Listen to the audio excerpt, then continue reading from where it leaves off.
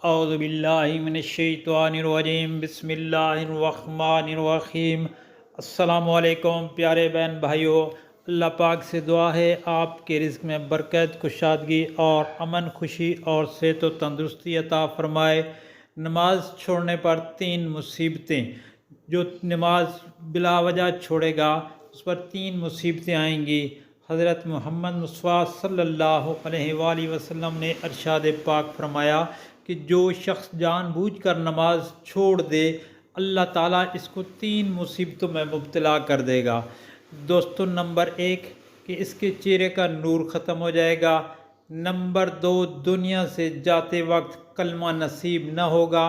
Number 3، موت کے وقت اس کی زبان لڑکھڑا جائے گی۔